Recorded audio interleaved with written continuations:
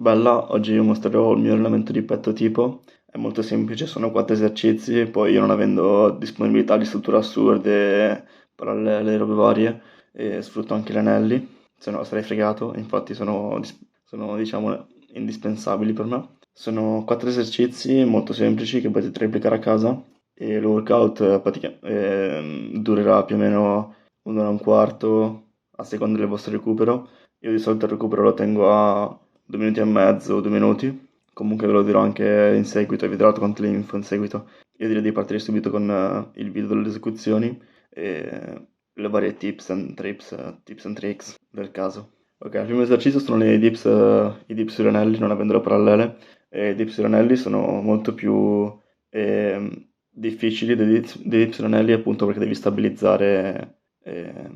stabilizzarti tu, quindi stabilizzanti userai molto più le spalle che il petto e quindi le spalle saranno di per sé già attivate, anche il tricipite e anche il bicipite, quindi saranno molto stimolate le braccia e a mio parere bisogna essere molto tecnici e molto connessi al petto per sentirlo. Infatti è molto facile andare solo di spalla o di braccia, quindi è un esercizio che richiede molta tecnica e molto tempo per ricavare quella sensazione dell'allenamento del petto, no? Bisogna avere molta esperienza, diciamo. Comunque, come vedete, io non stendo mai le braccia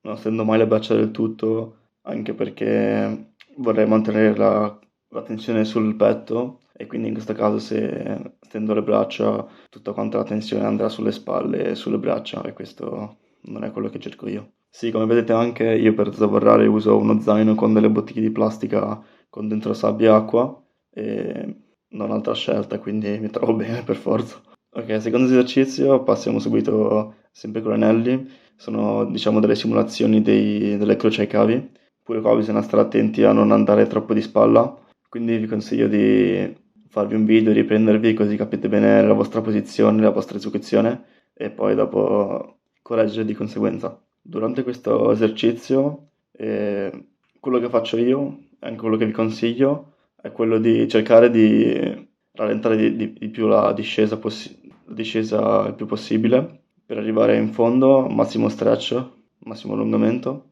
e per poi ritornare sopra come appunto le croce cavi, quindi non pushando ma diciamo chiudendo e di fare un picco di contrazione alla fine, ogni volta, per ogni rep. Ok, il prossimo esercizio è stessa tecnica di quello precedente, solo che lo faccio rialzato. Io per rialzarmi uso un- un pilastro che è caduto da una tempesta, me lo sono ritrovato là vicino e quindi me lo sono messo come rialzo. E non c'è molto da dire, la tecnica in sé è uguale a quello precedente, quindi sì, stare attenti. Qua magari le spalle è probabile che saranno più stimolate, quindi voi cercate sempre di mantenere il focus sul petto e di restare belli con le spalle indietro, no?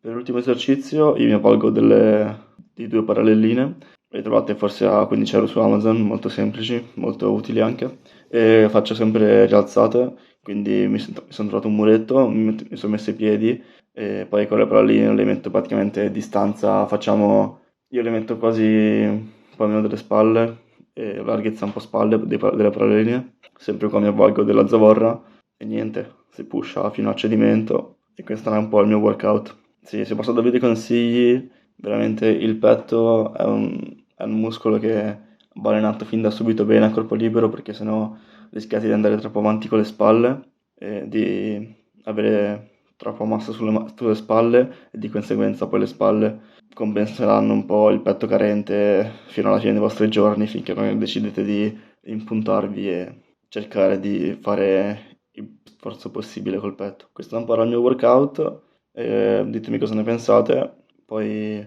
commentate e ciao.